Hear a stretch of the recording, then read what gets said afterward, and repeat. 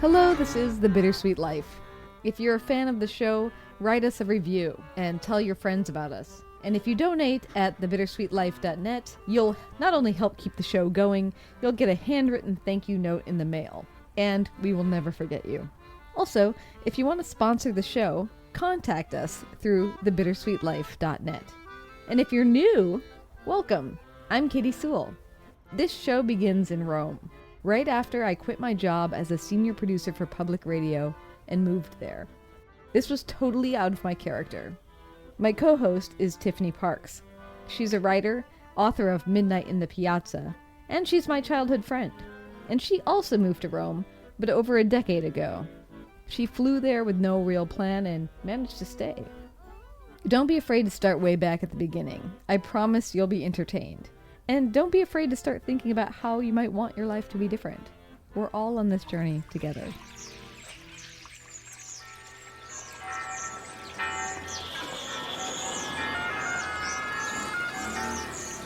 Welcome to Rome. This is The Bittersweet Life with Katy Sewell and Tiffany Parks. Hello, this is The Bittersweet Life. I'm Katy Sewell. And I am in San Francisco. Tiffany is away this week, but I am here with one of my good friends in San Francisco, Lynn Fortunato. Thanks for coming and joining me on this street corner. My pleasure. Thank you for having me. So we are about to embark on a fine experiment. That's one way of putting it. Yeah. Right. So why don't you tell us what we're going to do? We're going to a psychic, and we're going to talk a little bit about what he foresees for my future plans, career-wise, and maybe moving. So me and Lynn have been friends for, I don't know, at least a year and a half, something like that. And in that time, you've been having a lot of questions about what to do now. So where are you currently at, and what are you wrestling with? Well, I've been at the same job now 11 years, and all I know is I'm ready to go. But that's not saying much. I mean, I need to go, and then what? And I have some vague ideas. I'm really thinking, as you know, I'm thinking Italy and Europe, although I'm not going to mention that to Felix, the psychic. I'm going to see where he goes and if he kind of brings that up. So that's not much. I know I want to leave, and then I would like maybe some direction. But you have some worries about whether or not you should leave, right? I mean, I know you're sick to death of the job, but is it the responsible thing to do to quit your job at this point? Right. I have a little bit of that, but it's getting so bad, it's kind of making the decision for me. What's so bad about it? Unfortunately, the environment is bad now. Katie and I just had this discussion. My boss, I feel like it's going to be like a year on the shrink's couch after working with this guy. So that's another thing. And it's also, I've been there 11 years. I don't want to blame them. It's just not a good fit for me, and I need to go. Although I think the environment is so bad now that it's helping me. It's motivating me. Yeah, it's making it easy to go. Yeah. So let's talk a little bit about your past. So, because you are working in finance now, but what were you doing as a young, passionate person before you fell into the world of finance? Young whippersnapper. Yeah. Nothing, really. I'm trying to think. I took a lot of ballet classes and always wanted to be a dancer, but I don't have the body or the talent. So I never pursued that. And then I just fell into this as a way to put a roof over my head. It's kind of an unintentional job, but it pays enough to live in San Francisco, so I think I got comfortable. Yeah. And that's easy to do because it's an expensive city, and it doesn't take long to end up on the streets here. Okay, I'll take your word for it. But no, that's true. I think I kind of got maybe a little complacent. The other great news for Lynn is that she has dual citizenship. So when she talks about going to Italy, she's not like me where you think, well, what heck am I going to do there? I'm just going to have to hide in the country or teach English or something. But you could legitimately go and just stay. Yeah, that's true. And that's one reason I think of Italy.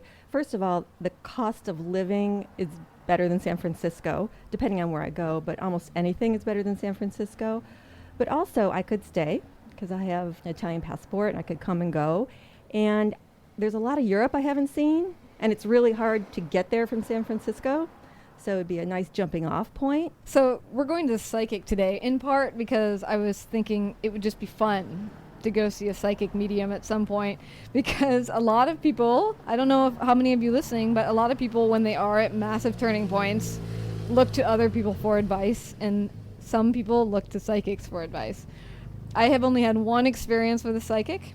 I don't know if I've told about it on this show before or not, but we basically, me and a work colleague of mine went basically because they opened up a shop right across the street from our job, and they were giving away advice for $5. We were like, well, what the heck? What are we doing during lunch? Let's go get some advice. And it was at the time when I was trying to decide if I should quit my job in public radio and move to Rome. I knew that I had the opportunity to do it, but I hadn't decided if I actually should do it. And this woman, who I think spent all of 5 minutes with me, because, $5, 5 minutes, just looked at me and just said, I think you already know what you want to do. And, well, of course, anybody could say that. But at the time, it made me want to cry, because it was like somebody being like, it's okay to quit, is what it sort of felt like what she was doing. Yeah. Or maybe that's just how I took it, was if you want to go, just go. Stop being responsible. Just go. You know what you want to do. So that's my only experience. But we were out to lunch, and I thought, what would be kind of a fun experiment to do in this turning point for you? And I mentioned this idea, and you were game. Absolutely. Maybe there's some little thing I'm just missing. Yeah. And maybe that's not even a psychic. Maybe that's just an impartial observer saying, look this way. And he might do that. Yeah. And this is a person you're familiar with, right? Yeah. A couple years ago, I went to him, and I would say he might be a cut above the $5 psychic across the street, because I have had some good experiences. Yeah. So we're going to go, and we're also going to get to know him a little bit better. Should we head over there? Absolutely. I'm excited. All right, let's see what happens. And through the magic of radio, I'm going to pause now, and then we're going to be there. So very exciting.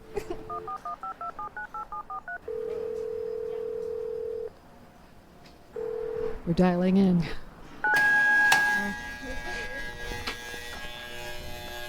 This is a cool old building. I know.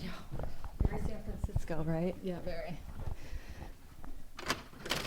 Hi. Hello. Hi, Felix. Well, hi. Come on in. Hi. Good Nice to see see you. I've you. seen you before, right? Yeah. It's been a It's been while. a while. Hi. I'm Katy. I'm Felix. Nice to meet you, Katy. Nice to meet you. How are Thanks you? for letting us do this. Of course. Thanks for coming. Can I get water for either one of you?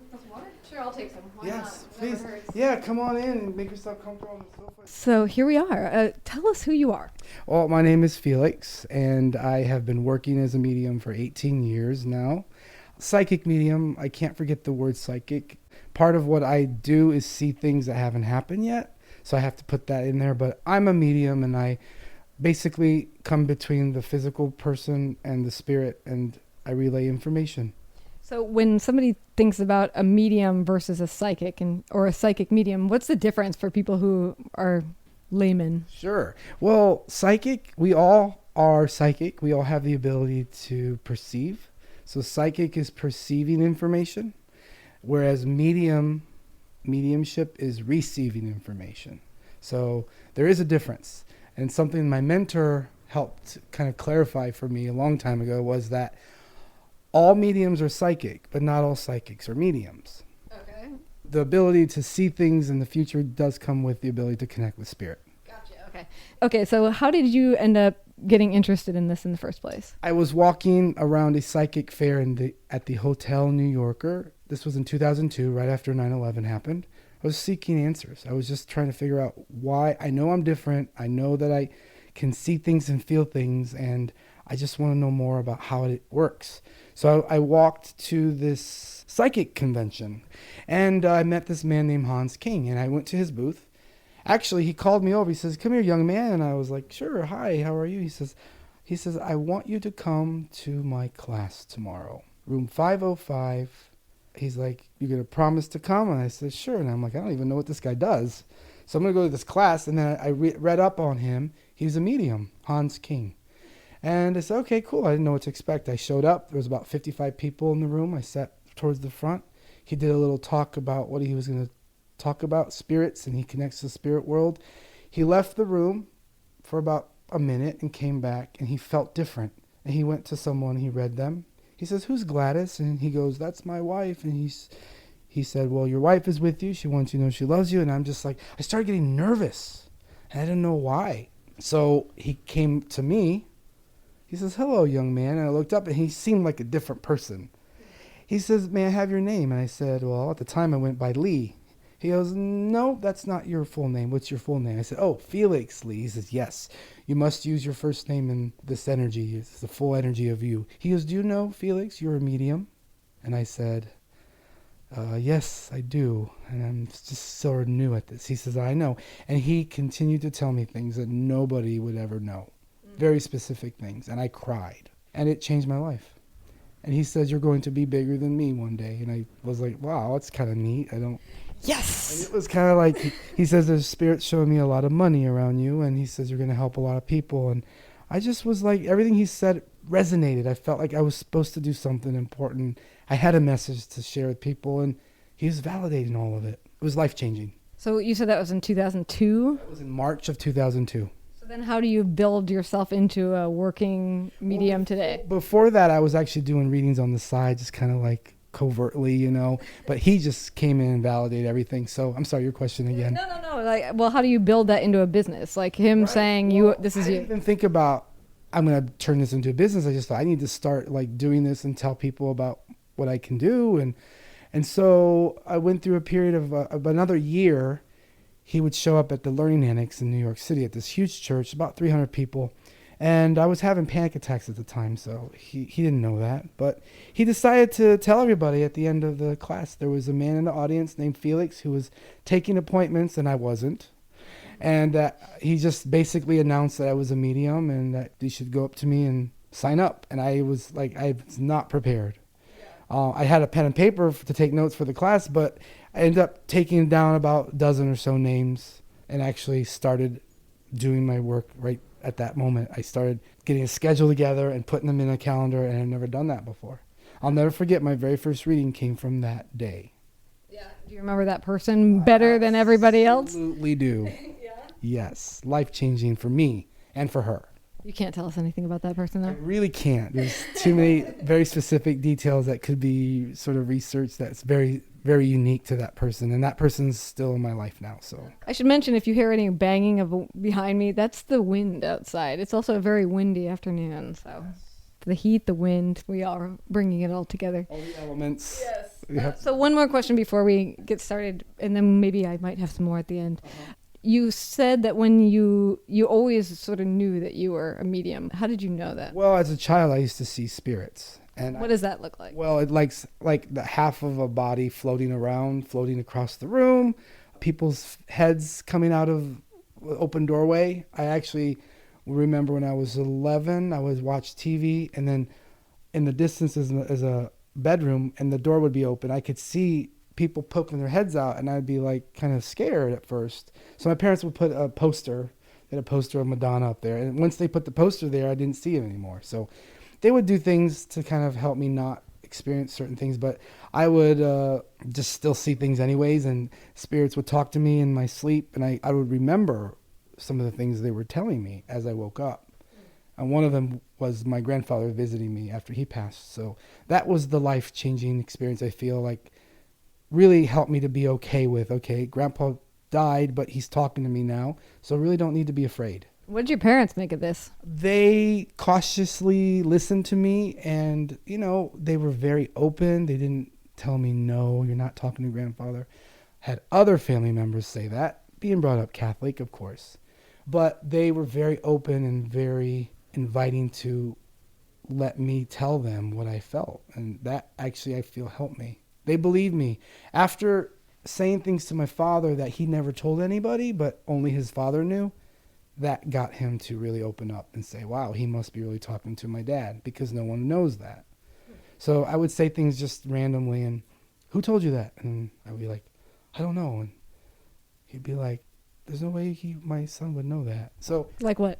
like my grandfather mentioned something about his car, and he didn't want to sell his car, but because it was my dad's first car that my grandfather bought him, so it was a sentimental thing, and that he could sell it but didn't want to, and other people wanted him to. I just said things I didn't understand, and it made sense to him, and it's, yeah. Is it strange to you what the spirits talk about? At first it was, because it's like, what's the reason for being here is a nice conversation I'd like to have with them. But that's not where they come and talk. They just give validations to say, hey, we're here. We know what you're going through and we're with you, and you have to go through this. We had to go through this and you have to be here. They just want us to know that there's a rhyme and reason for why we're here. They can't just come and tell us everything. You know what I mean? Like, we came here on a mission to grow. We can't have someone come in and tell us all the answers, right? So we're here to unfold that. It's sort of live it. And that's what I've come to realize. So why do they talk about things as their dentures falling out or things that were funny? Because it's sort of like those things people remember, and there's an emotional connection to those stories that people, hey, no, yeah, my mom, dad would talk about this, or this is something that was important to them when they were here. It's sort of a validation that's their personality. Hi there, I'm Katy. And I'm Tiffany. Taking a brief moment out of the show so I can ask Tiffany a question. Yes? Tiffany, are you the kind of person who would put a sticker on your computer? I don't think so. What if that sticker featured a painting by our artistic muse Caravaggio? Well, maybe in that case, sure. I never thought I would either, but then we got these amazing little vinyl stickers featuring the Bittersweet Life logo, and I want to put them everywhere, so my laptop was a good place to start. And we're giving them away to you, too. Just pledge your love and support to the show by becoming a $5 a month donor on Patreon. And you'll get a sticker and access to our super secret Truth or Dare episode. And here and there throughout the year, exclusive bonus content, too. That's right. Just visit patreon.com/The Bittersweet Life Podcast. That's spelled patreon.com/The Bittersweet Life Podcast. I'll make it easy by putting a link in the show notes. And if you love the show, support it by becoming a member of our Patreon community. And now, back to the show. All right. So I'm going to let you take over now, and I'll be the fly on the wall. So I just need to get something that belongs to you, Lynn. Watch, maybe? Has your energy on it? Yep. Is this something you've had for a while? Yeah. Cool. All right, hold on. So let's get your full name. Lynn Fortunato. Fortunato. And then may I have your date of birth? 3/11/65. So the reason I asked for your birthday, and I've told you before probably, I look at numerology. Numbers just kind of tell me a little bit about what's going on around you. So it gives me an idea of what's happening. So this year's birthday, 3/11/2019, added together. So we get 3 + 1 is 4, + 1 is 5, + 2 is 7, + 1 is 8, + 9. We get 17. And then we add 1 and 7 together, we get 8. So this is a year number 8 for you, Lynn. What does that mean? So 8, personal year number, is about relationship energy. It's about things going well or going better. 8, if you turn on its side, represents the infinity symbol. So it's a year to break old patterns. It's a year where new things are starting to come up for you. 8 is what we call an extrovert year. Last year was 7. 7's more of an introvert year. This year is about you being active and proactive and connecting with people. So 8 is a relationship year. So it's a good year to make new connections. It's a good year to meet people. If you're looking for love or if you are open to relationship, perfect year to experience that and to get to connect with people. So what else? 8 is also a good year about work, but for you, it gets 6. And we are going to pause for a moment as this reading really gets going. This is a much longer episode than normal, so we're breaking it in 2. That way you can fit it into your life however best suits you. Both parts are released today, so just plow right through if you like. But I want to tell you one other important factor in Lynn's life that we didn't mention on that San Francisco street corner. She wants to make a decision about her life direction soon. Her lease is up in September, and if she renews it, that will lock her into her job for another year. So should she quit and move abroad, or sign up for another year of her lease and her work? Join us on part 2 to find out. You can learn more about Felix Lee Lerma at felixleelerma.com. There's a link in the show notes. And there you'll also find a link to our Patreon page. There you can support the experimental radio that is this show and earn prizes in the meantime. That's patreon.com/The Bittersweet Life Podcast. And finally, if you haven't yet, subscribe to the show and never miss an episode, especially part 2 of Medium, available right now. This is The Bittersweet Life. I'm Katy Sewell. Hello, this is The Bittersweet Life. I'm Katy Sewell. This is part 2 of our medium episode with psychic medium Felix Lee Lerma and Bittersweet Life listener and person seeking answers, Lynn Fortunato. Lynn is interested in quitting her job and maybe moving abroad to Italy, but she's not sure that's a wise decision. Either way, she has a hard deadline to decide. Her lease is up for renewal in September, which means she either needs to move out soon or decide to renew and keep her job for at least another year. If you haven't heard part 1 of Medium, start there, because here we rejoin the session already in progress. So this is a year number 8 for you, Lynn. What does that mean? So 8, personal year number, is about relationship energy. It's about things going well or going better. 8, if you turn on its side, represents the infinity symbol. So it's a year to break old patterns. It's a year where new things are starting to come up for you. 8 is what we call an extrovert year. Last year was 7. 7's more of an introvert year. This year is about you being active and proactive and connecting with people. So 8 is a relationship year. So it's a good year to make new connections. It's a good year to meet people. If you're looking for love or if you are open to relationship, perfect year to experience that and to get to connect with people. So what else? 8 is also a good year about work. But for you, again, 6 months after your birthday is when the shift happens. So around September. Now, this would tell me, looking at the numbers, kind of get an idea that something earlier this year happened around your job or something new or novel came up with your work. I don't know if it was novel. I mean, there's a lot coming up with work. Right. This year, would you say is a change with your responsibilities or sort of like a step up with your work? No, I don't think so. It's been consistently busy, Okay. and it's staying like that. Okay. So I'm making the prediction that in about 6 months from your birthday, so that's around September, things are going to start picking up for you. You're going to have more options available. In other words, you could say, well, maybe I'm working this and I'd like to try that over here. So 8 is a good year for work changes. So it feels like things are flowing in a good way, right? There's a flow rather than an ebb. And so next year's 9. So I don't want to project too far ahead, but 9's at the end of the cycle. 9 focuses on preparing for change. I don't know, I see organizing someone for work. You're like personal. What do you do for work, may I ask? I'm an assistant, Yeah. so I do organize Okay, it's like you're several organizing. people, but one person in particular. Yeah. So it's like the focus is on this one person. I feel like is this a male? Yes. Because I feel like he's going to surprise you this year in a good way. Because I feel like it's going to be inconsistent with some of the things that might have happened before. So it's not a bad thing. It feels like a positive thing. Now, something that I'm getting as Spirit says, Felix, it's very important that you let them know that it's not whether something happens to you or not, it's how you deal with it.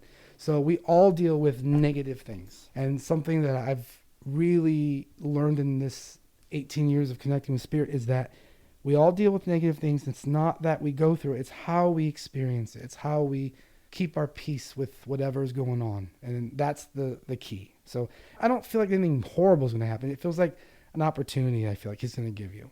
Kind of feels out of character for him, but something facilitates that. So relationship energy, this would tell me you could have met someone earlier this year, but I don't know. It feels like you're still, I don't know, kind of like an arm's length, kind of not ready to jump into something, but you're kind of keeping your options open. So you mean someone romantically, or this could have been any type of okay. I don't think I've met them. Right. I feel like you have your hand out, like you're kind of saying, oh, I'm not really sure yet, which is okay. That's just an observation. There's not a judgment on that. It just feels like you're kind of doing that. So you may not attract them right away, but you're going to have opportunities. And again, 6 months after your birthday for this year feels like an important time for you. If you decide you want to go further with this person, then it would open doors for you. But Okay. money, I'm seeing money, the money flow should be happening for you. There should be more opportunities. And again, that comes with more responsibilities. Possibly he tells you he's going to give you a raise, but I get abundance for you. So this is a good year for abundance, a good year for that. Who's Joseph? It's someone I used to work for. So since we're talking about work, it kind of would make sense that I'm seeing this name. Not that we have to talk about him, but who he represented. Was he someone that was difficult to work with, or was he someone? Because it's more about how you've come so far from him to what you are doing now. Maybe he was difficult at first, but then we got a really good rapport going, and then not at all. Transitioned into something a little bit different than you expected.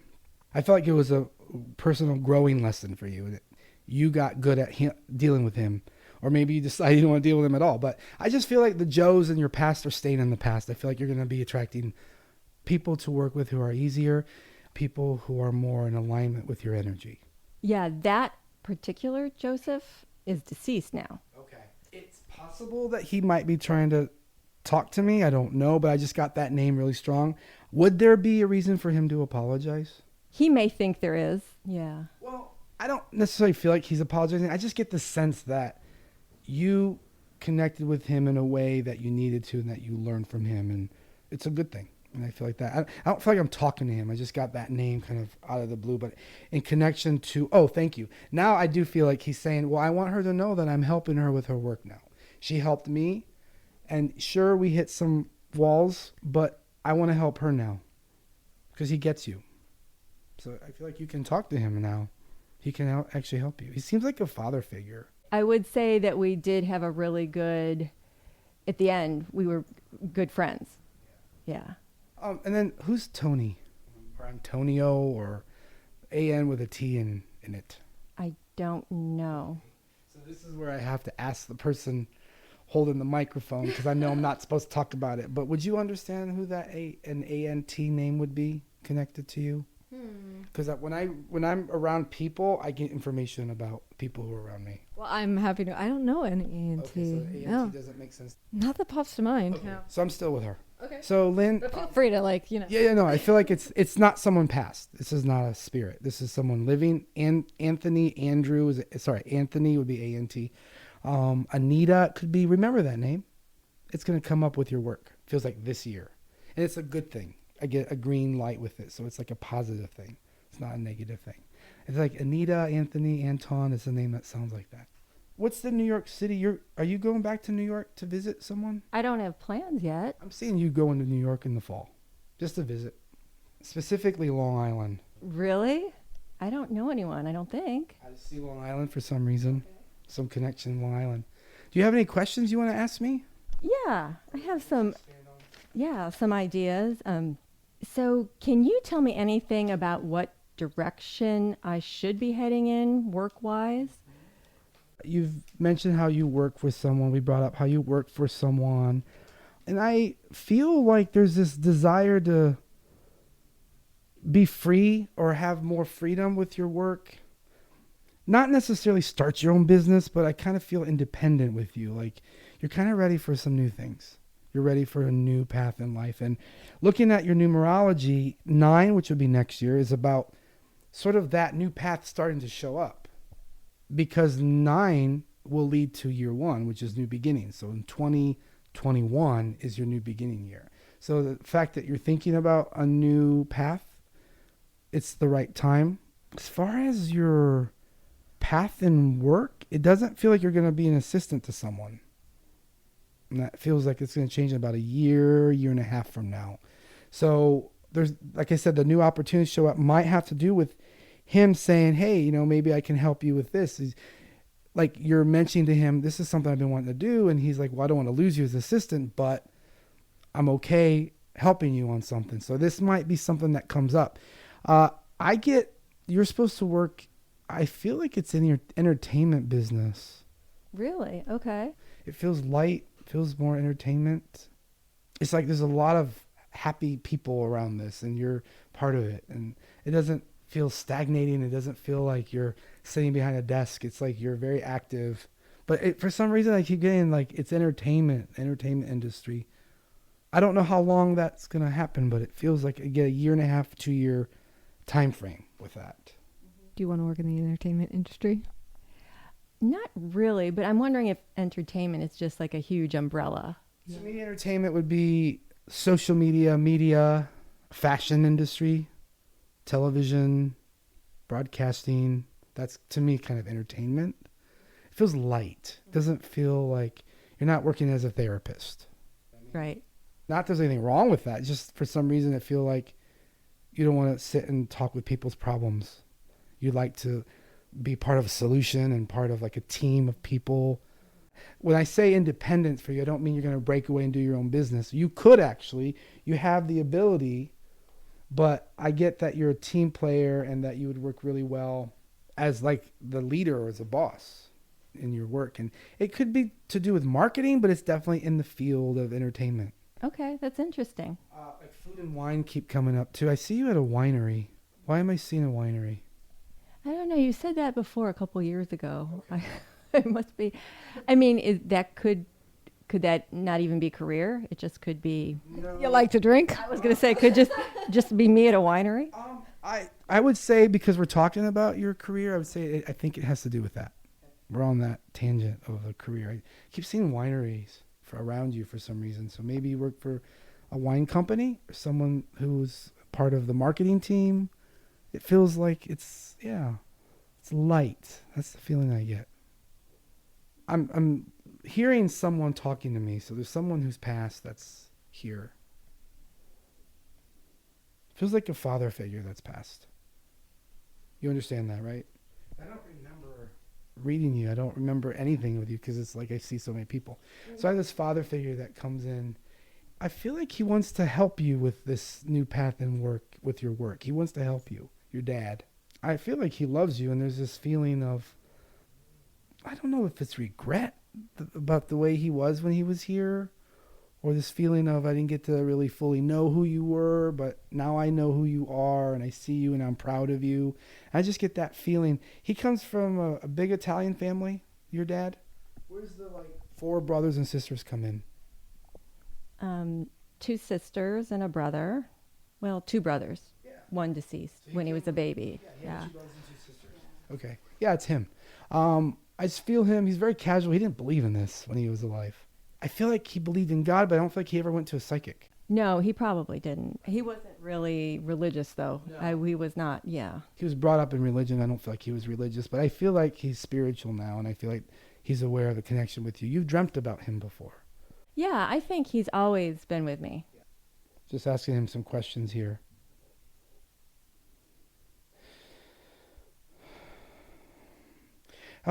He's talking to me about someone named Lou. That's his sister. Lulu, did they have a nickname for her? Her nickname's Lou because her full name was Deluvia. Oh, okay. He keeps saying Lou to me. So that's his sister, and she's still here? Yes. Okay. He's bringing her up. I feel like there's something going on with her health, but she's going to be okay. And I feel like he's saying, I'm helping her. He loves his family, I feel. He seems closer to them now than he was when he was here. Yeah, that's probably true. I feel like he could give a hoot about what his siblings were doing. But it's like now he's a part of their life too. And I feel like he just wants you to know that. But I feel like you're going to hear from Lou. I don't know if she's going to try to reach out to you, or you don't particularly feel close to them, but for some reason she comes up, and I feel like he's saying that to me. Does your dad drive? Hold on a second. He's talking about driving. Oh, sorry, it's not him. He's talking about you. You getting a new car? No. Why is he showing me you driving now? Like you're going to be driving more. Do you have a car? No, I don't have a car. Were you thinking of getting a car? Not if I stay in San Francisco. Okay, he's showing me a car for you. So I don't know if you're leaving, but I see a car.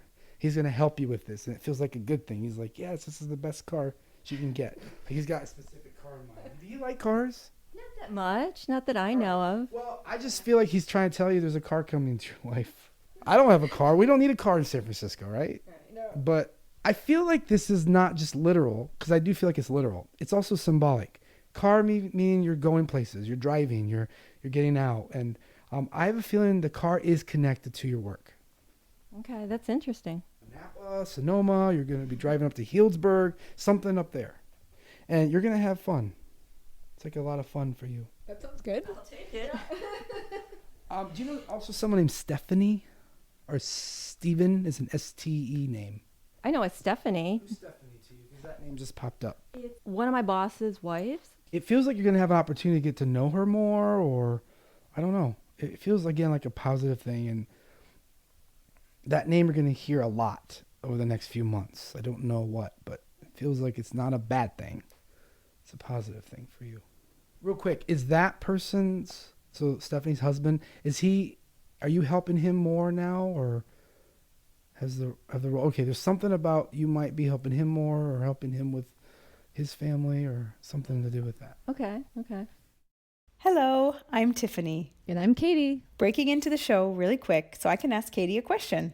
Yes? So as you know, Katy, we're challenging our listeners to help us reach a financial goal of $1,000 a month on Patreon. We are. And you know what, Tiffany? If everyone listening pitched in $5, $10, even $20 a month, we would make that goal in a heartbeat. So my question for you is, why do we need $1,000 a month? Well, $600 to $700 of that is covering our monthly costs. That's web hosting fees, taxes, advertising, equipment charges, the day-to-day expenses that keep a weekly show running. So what about the other 300? Well, I don't know if you've noticed, Tiffany, that we've been doing this show for over 5 years and haven't ever really been paid. Have you noticed? I have.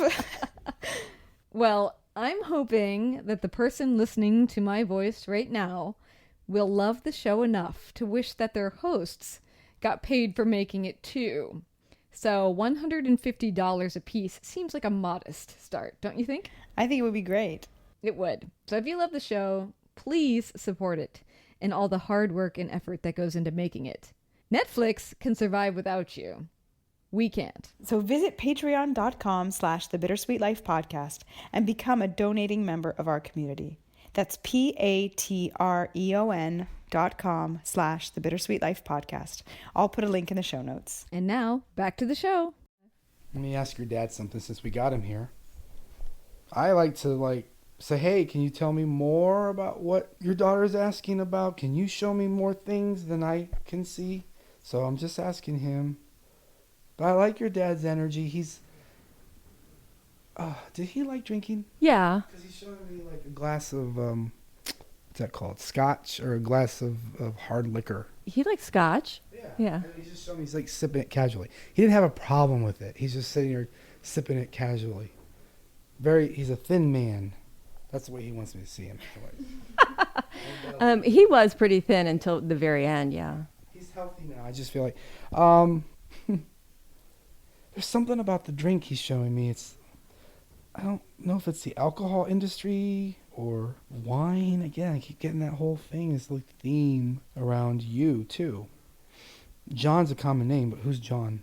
I know a lot of Johns. To him? We're talking about Dad. Johnny? Johnny was his nephew. Okay, because he's bringing up the name Johnny. I asked him for more clarity, and he just said Johnny. Because I said, come on, John's a common name, right? So Johnny's his nephew who's alive?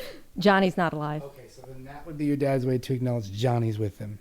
Something about the anniversary of his passing. I don't know if it's your dad or Johnny's, but someone's anniversary. It might be Johnny's, and I don't know what that was. Okay. And Sal?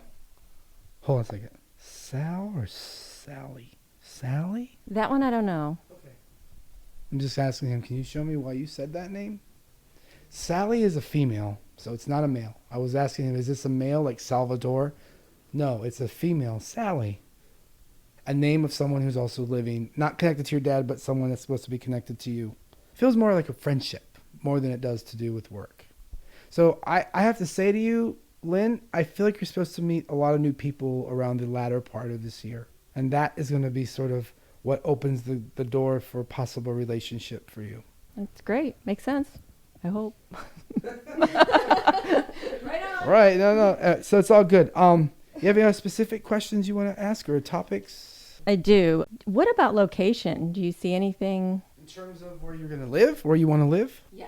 Or work? Both, or either. Okay. So when I tune into you, Lynn, I sort of tune into your vibration. I don't feel like you're leaving. I don't feel like you're leaving the Bay Area yet. In a year and a half, 2 years from now, could you go to Texas? I don't know about Texas, actually. I don't know why that came up. Do you know why Texas popped up? I don't. So about 2 years from now, you could move out of the state. But for some reason, I don't feel like you want to leave the state. You like California. I do love California, but I'm considering a big move. Well, I don't feel like I can tell. I don't really know because I either know or I don't. So I'm not going to pretend to. I don't make stuff up. I feel like I saw the South as an opportunity. I don't know if it's because you're going to move down there. I just got the South. Texas was the first thing that came up. Could be Southern California, but I don't understand it because I'm seeing work and I'm seeing your living location. Obviously, they're very close. I keep getting a year and a half. So I don't know if you're planning to go in a year and a half or you want to go before that, but that's the time frame that I'm seeing. So if you're planning for something, I would say because it's a year 8, 8's a good year, trust in what you're getting and trust in what you want because this is a good year for it to happen. Now, will it all happen at once? It's up to you. I mean, I don't feel like nothing is written in stone. Everything is about up to the point where you are right now. I know it sounds vague, but it's like that's what I'm seeing. If you have a plan and you want to do something, I feel like this is a great year to execute it, proceed with it. Were you thinking of going south? I was considering leaving the United States. Going south? Not really. I was thinking more Europe. Okay. So I'm not seeing that, but it doesn't mean it can't happen. I just keep, for some reason, being pulled down the south. Now, if I asked a question, would it ruin this reading? No. So, Lynn, when he says he sees you going somewhere, but not for a year and a half, in your gut, does that feel like a disappointment to you? It does feel like a disappointment. Yeah. Again, to me, it's not so much you're going to have to like leave in a year and a half, but in a year and a half from now, I feel like that's when your new beginnings are happening. That's why I'm saying that. So could you leave before that? Sure. It's not, like I said, it's not written in stone. And the timing of things are usually not easy to like pinpoint. Because if it was a science, then, that would be wonderful. Make my job a lot easier. But I'm perceiving information, so it's spirit world doesn't work on our time. Time is a physical thing, so you can kind of, that's why I use numerology to kind of help me with that. So it doesn't mean you can't move, but the stronger feeling is about a year from now, a year and a half is when the big changes start happening for you. So you could move next month, and it doesn't mean it won't work out, but it could still mean that a year and a half there's still a big change happening. And do you think that I'm overlooking something or someone or something that could help me, give me some answers? No, I feel like you seem aware, you seem open, you feel very in tune with yourself. Like I don't feel like you're missing anything. And the thought that you're missing something or the fear that you're missing something can actually make you miss something. So just remember like, okay, this feeling, we all get that. Oh, did I miss something? If you did, then it's going to come around again. That's my really strong belief is that we don't truly just miss something. If we miss it, then I believe there's another chance for it.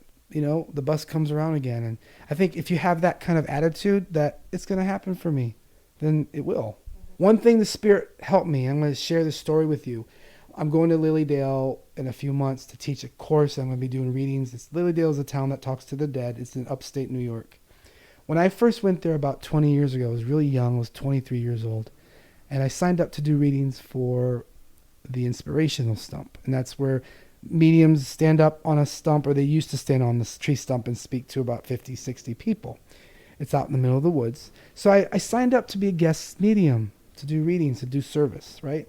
So I get there and I'm saying, okay, Spirit, I need your help. Like, you got to help me to connect because this is the first time I've ever done this. And if I really bomb, then they're going to want me back. So I really want to come here and I love this place. And I said, do you think I can connect today? And they said, well, do you think you can? I said, well, yes, I'd like to. And they said, you will. I said, well, what if I don't connect? And they said, well, then you won't. And I was like, well, this is not very helpful. I'm about to go in front of 60 people and make a fool of myself. Then you will. Okay, how about Spirit? I will connect and it's going to be an amazing time. They said, you're absolutely correct, Felix. So I realized at that time it was up to me. And I decided I'm going to connect. And I did. It was amazing. It wasn't me. I just went up there and things started happening. It's like, wow, I feel like I was watching someone else do it. But it taught me that I had to sort of come with the expectation that I was going to connect. And if I went with, I don't know, then probably wouldn't have. So they taught me early on that I was sort of in charge of me and how I received information. So something that really helped me in like all parts of my life, and something I share with people, not because it didn't come from me. It came from them. It came from them. It's good. It's kind of a relief. It's a nice way to look at it. because it says that we have more power than we think. And that is what I do in these readings. I try to help people tap back into their power and to empower people with options and choices. Like when I say the timing, it doesn't mean it's in stone. It just means that the probability is pretty high based on where you are, but it's also, it could be something that's unexpected that you don't even know what it means yet. So that's what I've learned also in this work, that, and this is an extreme example, and this is not something that happens typically. I saw someone and I said, in a year from now, your whole life is going to be completely different. And I see you just flying high, being happy. And it's like, because he was really sad, this person. And he says, well, I hope you're right. And I said, I just feel good about this. I feel really good that you're going to be in a new place. And it's like a year from then, he passed away. And I said, Spirit, why would you tell me that he was going to have an amazing... He said, Felix, you were listening to what we're telling you. You told him the correct thing. I was like, okay, wow. So that taught me, like, just because I say one thing doesn't mean that I necessarily know what I'm saying, and I'm certainly not saying that for you. And the Let's hope not. transition is not that. I don't feel like that. But in this person's case, it was a relief for him to leave this body. Anything more you'd like to ask? Is there a way for me to tap into spirit? So you said my dad was coming in strong and let's talk to him while he's here. I mean, is there a way for me to do that or to get guidance? Absolutely. Part of what I like to do in these readings is show people how to connect themselves, because you are a spirit. And that's the first and most important foundation you have to have, is that you are a spirit that has a body. So you can connect to that which you are. You're connecting with spirits that don't have physical bodies. So absolutely you can learn how to connect. Now, does it mean you can go off and do readings for people? Not necessarily. But because you have the ability to connect with the spirits that loved you, your parents, your father, the people around you. I always tell people it's important to begin with the assumption that you can connect to them, flat out. That's the first thing. The second thing is you have to make space for them. Or what does that look like? Making time to meditate, quieting your mind. A lot of this work is thought.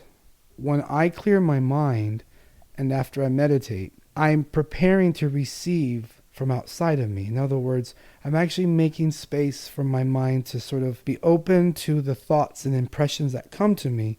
And in that space, there's a magic that happens, and it's a very deeply personal one. And I'm talking about you who want to connect with your own loved ones. And it's a process that starts. It's a process that starts, and it may not feel like anything at first. But it's a process that you have to stick with and you have to dedicate yourself to if you want to learn how to connect with them. There are a lot of books on how to quiet your mind so you can hear. It's not a microwave thing where you just instantly get it. It takes time to develop. So we tell people, the spirits tell us that if we want to work with them, we have to ask them. We have to make time for them. 15, 20 minutes a day to meditate, quiet your mind. And we have to sort of stay open to the process and how it happens, because it happens to each person differently. And it also happens according to where you are at this time in your life. But they're there all the time. If you open to that and you show them that you're putting time into this, they won't disappoint you. And how does Lynn know that she's not inventing what they're saying to her? Well, that comes from discernment. And discernment comes from practice. And practice comes from something you do over a long period of time. And discernment happens as you sort of say, oh, I got this message that this was going to happen. And it happened. That's an example of, oh, this made sense to me. We're constantly bombarded with thoughts and distractions. And when you actually quiet your mind, you would be really surprised at what you could hear in terms of feeling the spirit. Do you have any more questions you want to ask? I have one that's kind of changing the topic, but I'm wondering if what you see around me as far as other languages, foreign languages. Do I see you speaking another language? What language would you be speaking? So I get two. They're both, one's Latin and one's, well, I don't know if it's considered Slavic, or one's more Latin. and one feels Slavic, like German. German? I'm hearing like was ist das? Okay. Germans and then Spanish or Italian. I can't tell if it's Spanish or Italian, but it feels more Spanish to me. But I mean, that's what I pick up with you. I don't know if you're going to be traveling to Germany. I mean, I'm hearing people speaking to you in German, but I'm hearing German. Do you understand that? Yeah, that's cool. Doesn't mean I'm going to speak German. Right. You're just seeing German around me. What is that when you say, like, I'm seeing German around? Like, how does that actually, in your head, what happens? It just sort of pops in. It's like an impression I didn't make it up. It just came to me. Yeah, I don't know how to describe it. It just happened. I hear German. I guess that's like the question of what is it to be you? If we were in a bar with you right now, God. could you look at that person across the bar and be like, oh, for some reason there are birds everywhere, and then like this person like. I could do that, but I would drive myself crazy because I could never get validation. I can't just go up to people and say, do you know why I'm seeing? I'll give you an example. I was at a spiritualist church when I first moved here to San Francisco, and I saw this woman walking across the front of the church, and I swear, a Tinkerbell looking character flying next to her head. And I thought, I'm going crazy. I've really never seen this before, but it looks like a Tinkerbell, or I don't know what to call it. So afterwards, after the church service, I went up to her and I said, hi. I said, I'm Felix. What's your name? She says, I'm Rhonda. I said, hi, Rhonda. And I said, Rhonda, I'm a medium. I do work with spirit. I just have this crazy question to ask you. I said, when you walked in, I saw this little energy flying next to you like a Tinkerbell. She says, oh, yeah, those are fairy spirits. I work with fairy spirits. I said, wow. She understood it. She said, oh, yeah, that's like they look like Tinkerbell. I said, what are fairies? She says, fairy spirits are spirits that work with people who work in nature. And I'm a gardener, and I work in a Buddhist Zen center, and I plant things, and I talk to them. I was like, you talk to who? She said, I talk to the animals, and I talk to these gnomes and fairies. And I thought, this is really crazy. And she actually said and continued to tell me that rather than killing groundhogs or the groundhogs that eat the crops, she actually speaks to them and asks them to go. She has a designated area for them to eat their carrots over here, but not to mess with this garden, and they don't mess with that garden. So I thought that was really fascinating. She was connecting to animal spirits and saying, okay, you can go over there and eat the potatoes and carrots over there I have for you, but don't touch these. And they listen to her. You ever see anything scary? Yes. Not necessarily in a reading, but in my dreams and visions. And sure, like a lot of people on 9/11, I saw 9/11 before it happened, like 4 hours. It was really intense, and it was just terrifying. I woke up 7:30 in the morning, out of breath, like, oh my God. I even told my partner, I said, I had the worst nightmare. People were dying. I'm so glad that I'm awake. And it was just like, I want to move on with the day. Little did I know that it would start to unfold around 9 o'clock. And so, yeah, I've heard people say that. A lot of people have tapped into that, and I didn't realize that I was tapping into it, but yeah, that was scary. Anything else from you? I think we've covered all my questions. Any last tidbits of advice? I feel like your health has improved. I don't know. I'm supposed to say your health has improved. You feel very healthy to me. Not that you weren't before, but I get this green energy. It feels like you're healthier. You've got new knowledge, and you've got some new inspiration to help with your health. Yeah, I would say that's absolutely true. I wasn't in good health like last couple of years. So whatever you're doing, it's working, and I say keep doing it because it feels good. I should definitely ask you, if somebody is in San Francisco and wants to see you, what do they do? They can go to my website, felixleelerma.com, or they can go to Google and type in Felix Medium, and a lot of different links will show up. And call my office. My assistant is Jeffrey. He's a very, very good assistant, and so many people come here looking forward to meeting him, and unfortunately he lives in South Dakota. So he's really good at getting people scheduled. I am booked out right now about 9 months in advance, 8 months in advance. So you can call my office and he'll take care of you. How many people do you see in a day? Well, today's Wednesday. I did 5 readings today. Wow. Tomorrow I'll do 4. Friday I do 4. Saturday I do 5. That's a lot. Are there bad days at work as a psychic? Do you have days where you're like, I have nothing? Yes. Like everyone else, I have my days, and I usually have to reschedule people, and Do I like doing it? Absolutely not. I feel horrible. But I've come to realize that, like everyone else, I have to respect my energy. And if I wake up not feeling good or not feeling like I'm up to it, I have to honor that. Now, there are times where I wake up feeling like I can't do this. And then the first reading happens and it's completely changed my day. So like, okay, I can do this. But like everyone else, I have bad days, and I definitely don't read people on those days, or I don't. If I tried to and it doesn't work out, then I don't take their money, and I'm very ethical like that. If I don't connect, they don't have to pay me. But yeah, absolutely.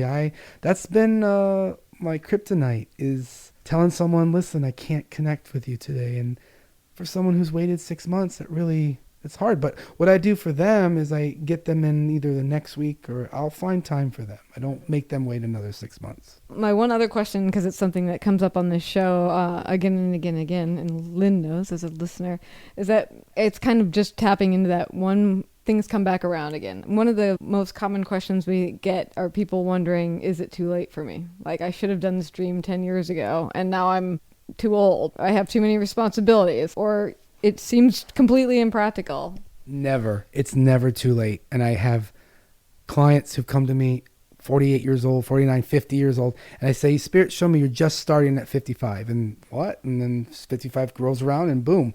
So absolutely, it's never too late. That's something that the Spirit has helped me to understand, is that nothing is ever too late. Nothing. And I truly believe that in my heart. Working with Spirit, working with people for the last 18 years, you see things, I've seen things that I can't believe happened, or I can't believe I said and it happened, or whatever. Absolutely, it is never too late. That is a message I'd like to share with everyone. Thank you so much for doing this and getting us in less than 6 months. Thank you very much for coming. I appreciate it. And I enjoyed it. Yeah, it was really fun. And Lynn, thank you for letting me use you as a guinea pig. Oh, thank you. I enjoyed it. It was fun. All right, well, and until next time, this is The Bittersweet Life. I'm Katie Sewell. Thanks to Lori Lee Elliott for her help managing The Bittersweet Life on YouTube, and to Sarah Johnson for her consultation.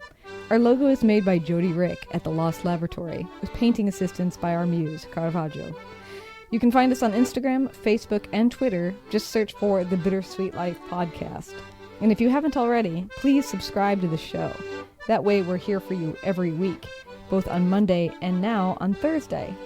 And if you review us on Apple Podcasts, we'll be grateful for you. Send us your topic ideas, questions, and voice memos. We're at bittersweetlife@mail.com or at the Contact Us page at thebittersweetlife.net.